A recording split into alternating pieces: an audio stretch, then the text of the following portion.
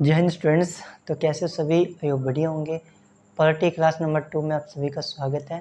चलिए तो पढ़ते हैं हम लोग भाग नंबर 1। कल हमने सूचियाँ पढ़ ली थी, आज हम पढ़ेंगे भाग नंबर 1। तो इंडियन कॉन्स्टिट्यूशन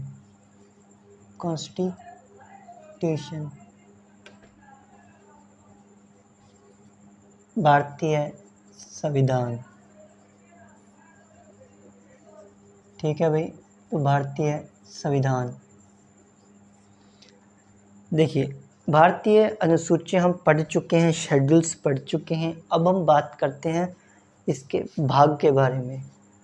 तो जैसे कि आपको पता ही है, बताया था पहले क्लास के अंदर कि कितने भाग हैं भारतीय संविधान में।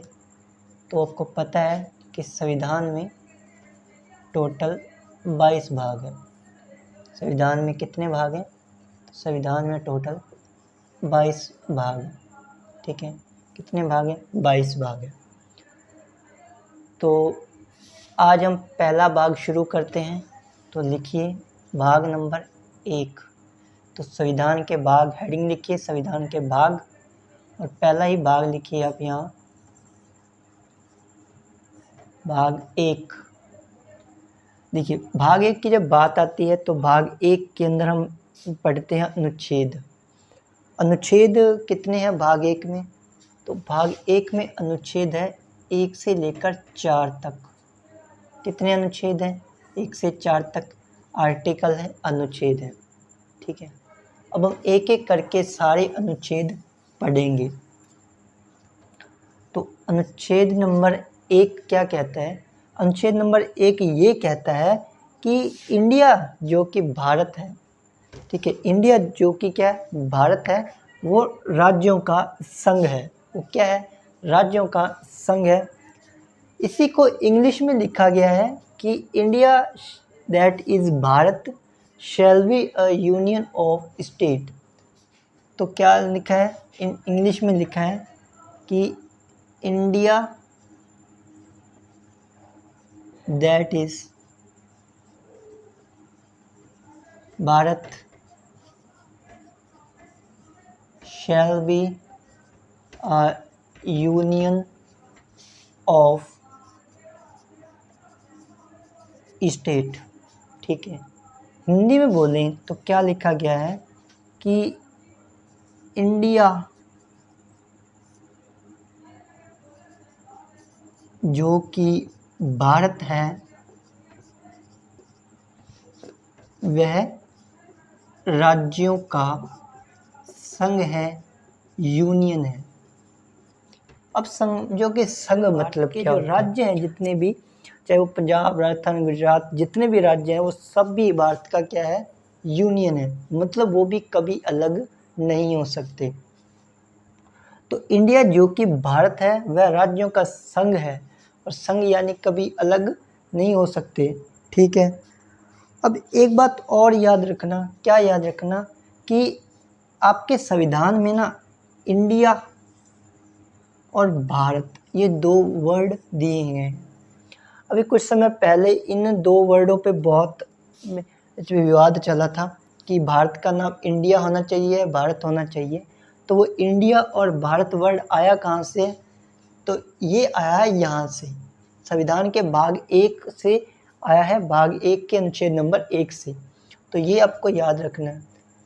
तो संविधान में 22 भाग हैं, जिसमें पहला भाग हम पढ़ रहे हैं, और 1 से 4 अनुच्छेद हैं। पहला अनुच्छेद क्या कहता है कि India that is Bharat shall be a union of state. आप जब संविधान की ओरिजिनल कॉपी पढ़ोगे ना, तो उसके अंदर आपको ये लाइन लिखी हुई मिल जाएगी। ठीक है, और हिंदी में देखें तो इंडिया जो कि भारत है, फिर से सुनो क्या कहा मैंने, कि इंडिया जो कि भारत है वह राज्यों का संघ है, यूनियन है। ये बहुत इंपॉर्टेंट बात है कि राज्यों का क्या है? संघ है। ठीक है, तो आप ये याद रखना। ये है आपका भाग नंबर 1 का अनुच्छेद नंबर 1।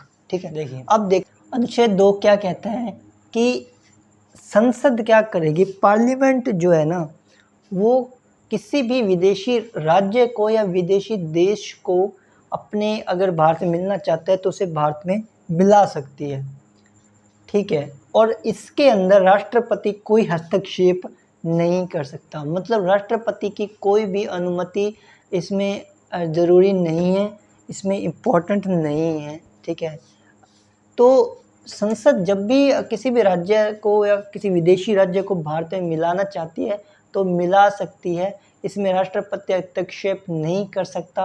राष्ट्रपति के एक अनुच्छेद नंबर 368 नंबर अनुच्छेद है जिसमें आपको ज़रूरी होती है।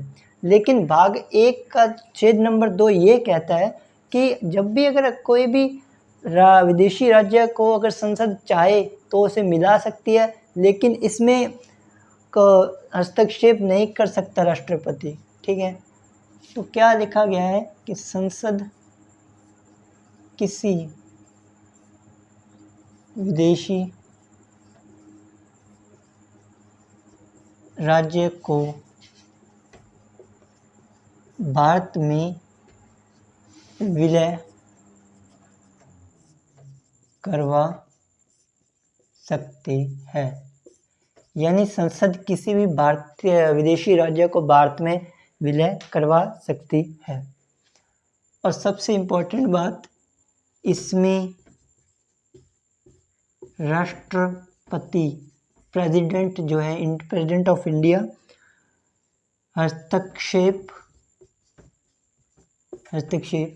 नहीं कर सकते, या आप ये कह दीजिए कि बिना राष्ट्रपति की अनुमति के, ठीक है। इसका एक मात्र उदाहरण है जो हमें देखने को मिलता है। क्या उदाहरण है? तो हमारा जो सिक्किम राज्य जो है उसे भारत में मिलाया गया था।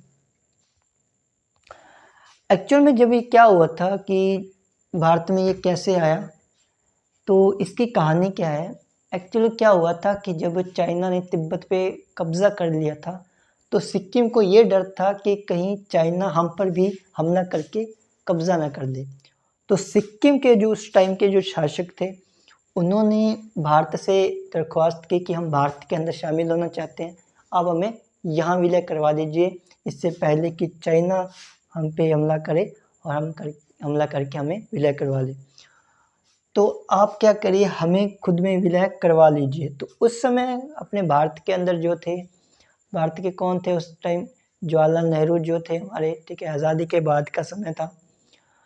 तो जो जवाहरलाल नेहरू थे उन्होंने बोला हमारे भारत के अंदर, तो भारत ने क्या बोला, ठीक है, तो भारत ने क्या बोला, भारत ने बोला कि चलो ठीक है हम विलय करवाएंगे, कोई दिक्कत नहीं है, लेकिन आप एक बार क्या है, एक बार आप डेमो ले लीजिए यहाँ पे भारत के अंदर रह, थोड़ा टाइम आप रुक करके विलय हो करके थोड़ा आप डेमो ले लीजिए, ठीक है, ताकि अगर आपको अच्छा लगेगा तो हम आपको भारत में विलय करवा लेंगे।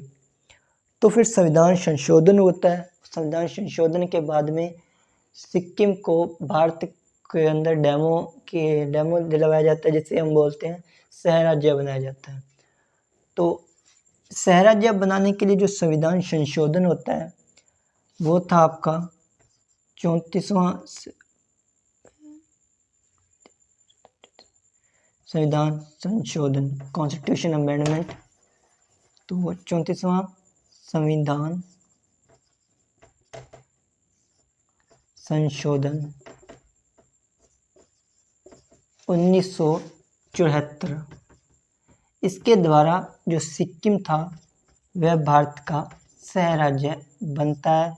ये कह दीजिए वाइस स्टेट बनता है या प्री स्टेट बनता है। कैसे किसी मेन एग्ज़ाम से पहले प्री एग्ज़ाम होता है, उसी तरह से संविधान संशोधन के सिक्किम को भी हमें प्री राज्य बनाया गया था, प्री स्टेट बनाया गया था, ताकि आप कुछ समय यहाँ रुक करके देखें, विलय होकर के देख लीजिए। अगर आपको अच्छा लगता है तो फिर आप पर सहमत होंगे तो हम आपको पूरी तरह विलय यहाँ पे करवा लेंगे।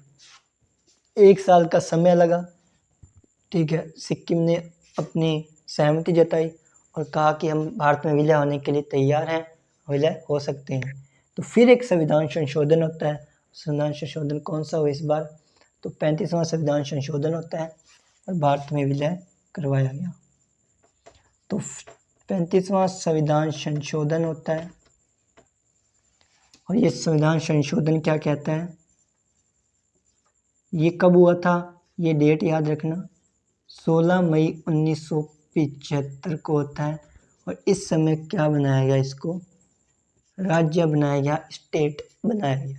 ठीक है, ये आपको याद रखना है। तो भाग 2, तो भाग 1 का अनुच्छेद नंबर 2 क्या कहता है कि संसद किसी विदेशी राज्य को भारत में विलय करवा सकती है और इसमें राष्ट्रपति जो है हस्तक्षेप नहीं कर सकते। इसका उदाहरण है सिक्किम, और सिक्किम को पहले तो बना सह राज्य, उसके बाद क्या बना, वो राज्य बना। सबसे इम्पोर्टेंट कि वो सह राज्य क्या बना। ठीक है, एसएससी, यूपीएससी, स्टेट पीसीएस के जो एग्ज़ाम होते हैं उसमें क्वेश्चन यहीं से पूछ लिया जाता है, सह राज्य वाला, कि सह राज्य कब बनाया गया था सिक्किम को। तो ये बताया 34वां संविधान संशोधन 1974, और 35वां संविधान संशोधन के तहत क्या बनाया गया, राज्य। और कब की क्या तारीख क्या थी, 16 मई 1975 की वो तारीख थी। ठीक है, तो ये है भाग नंबर 1 का अनुच्छेद नंबर 2, इसको ध्यान से पढ़ लो। भाग 1 के अनुच्छेद नंबर 1 भी देख लिया, 2 भी देख लिया। अब हम देखते हैं 3 क्या कहता है। 3 ये कहता है कि पार्लियामेंट जो है, संसद जो है, वर्तमान भारत के किसी भी राज्य की सीमा यानी कि बॉर्डर में, नाम में या उसके क्षेत्र में परिवर्तन कर सकता है। और इसमें भी कोई भी इसमें आपका जो राष्ट्रपति है वो हस्तक्षेप नहीं कर सकता। मतलब कुल मिला के कहने की बात ये है कि अनुच्छेद नंबर 2 और अनुच्छेद नंबर 3 में राष्ट्रपति की अनुमति ज़रूरी नहीं है। राष्ट्रपति जो है वो इसमें हस्तक्षेप नहीं करेगा, कोई अनुमति नहीं चाहिए। ठीक है, जैसे कि बाकियों के ज़रूरी होता है कि बाकियों में राष्ट्रपति अगर कोई और हमने काम विलय पत्र में या बिल वगैरह पास करना होता है तो हम राष्ट्रपति की अनुमति लेते हैं। लेकिन भाग 1 का अनुच्छेद नंबर 2 और 3 ये कहता है कि हम विदेशी राज्य को भारत में मिलाएं या किसी वर्तमान राज्य की सीमा में परिवर्तन करें या नाम में परिवर्तन करें तो हमें राष्ट्रपति की अनुमति ज़रूरी नहीं होगी। ये संसद, ठीक है, संसद अगर जो भी राज्य में जो फेरबदल कर रहे। तो 3 नंबर क्या कहता है, 3 नंबर ये कहता है कि संसद अगर किसी वर्तमान राज्य की सीमा यानी कि बॉर्डर, नाम और क्षेत्र में परिवर्तन कर सकती है।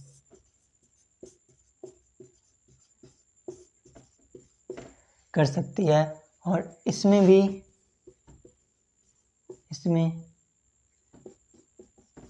राष्ट्रपति हस्तक्षेप नहीं कर सकते। तो संसद किसी वर्तमान राज्य की सीमा, नाम या क्षेत्र में परिवर्तन कर सकती है और इसके अंदर भी राष्ट्रपति की अनुमति ज़रूरी नहीं है। मतलब राष्ट्रपति जो है वो हस्तक्षेप नहीं कर सकते। ठीक है, अब फिर वही बात ये रहती है कि इसके भी कुछ उदाहरण हैं, वो आप देख लो। कुछ उदाहरण क्या कहते हैं, जैसे यूपी को तोड़ा तो उत्तराखंड अलग हुआ। ठीक है, बिहार से तोड़कर झारखंड अलग कर दिया, एमपी से छत्तीसगढ़ अलग कर दिया। ठीक है, चलो तो सबसे पहले हम देख लेते हैं। पहला है एमपी, तो एमपी से अलग किया छत्तीसगढ़, एमपी से क्या बना, छत्तीसगढ़ बना। एक इम्पॉर्टेंट क्या है इसमें, तारीख, तो 1 नवंबर 2000 की तारीख थी जब इसको एमपी से छत्तीसगढ़ को अलग किया गया था।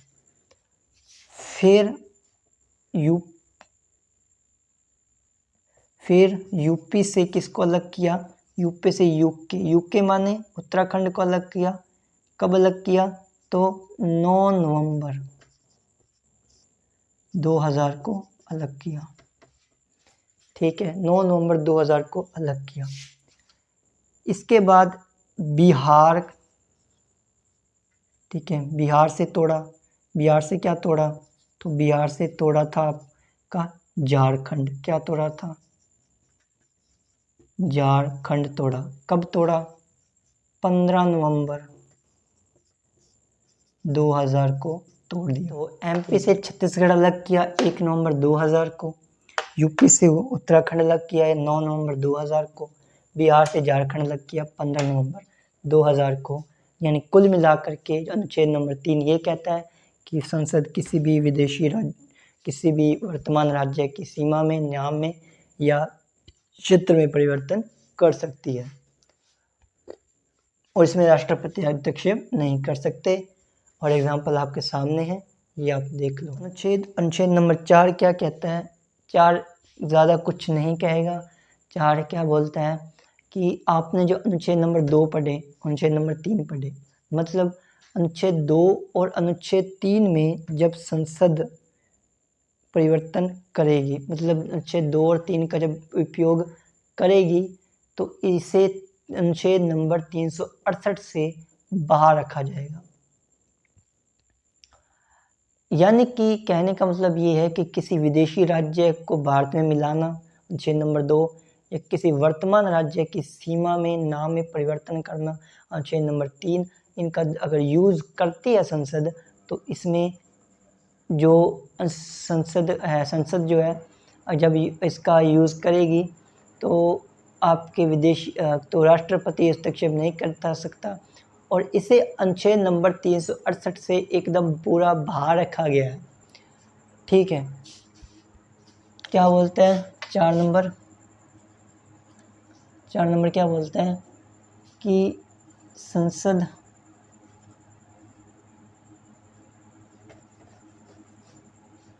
जब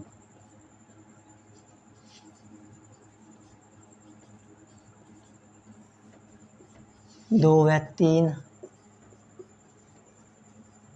का उपयोग करेगी तो इसे अनुच्छेद 368 से बाहर रखा जाएगा। देखिए 368 क्या कहता है, पूरी तरह से विस्तार में तुम आगे पढ़ेंगे, पर थोड़ा सा पार्ट आप जान लो कि 368 ये कहता है कि इसमें राष्ट्रपति की अनुमति जरूरी है। ये 368 कहता है। और जबकि अनुच्छेद 2 और 3 ये कहता है कि हम संसद चाहे कुछ भी करे, चाहे वो किसी वर्तमान राज्य में परिवर्तन करे, विदेशी राज्यों को भारत में मिलाए, तो इसमें राष्ट्रपति हस्तक्षेप नहीं कर सकता। इसलिए कहा गया है कि इसीलिए 4 नंबर अनुच्छेद ये कहता है कि अगर संसद किसी इन दोनों का यूज़ करती है, अनुच्छेद 2 और 3 का यूज़ करती है, तो इसे हम 368 से बाहर रखेंगे। अनुच्छेद 368 से क्या रखेंगे? बाहर रखेंगे, मतलब हमें राष्ट्रपति की अनुमति ज़रूरी नहीं होगी। ठीक है, तो ये आपको याद रखने हैं। तो ये 4 अनुच्छेद थे, भाग 1 इतना ही था और ज़्यादा नहीं था। भाग 1 का आज थोड़ा सा हमने पार्ट अनुच्छेद पढ़ लिए हैं। अब कल मैं अगली क्लास में आपको अखंड भारत से पढ़ाने वाला हूँ। ठीक है, कि भारत कैसे बना था वो आपको यहाँ पे कल पढ़ने वाले हैं। चलिए, तो तब तक मुझे उम्मीद है समझ आ गया होगा, और चलिए मिलते हैं नेक्स्ट क्लास में। जय हिंद।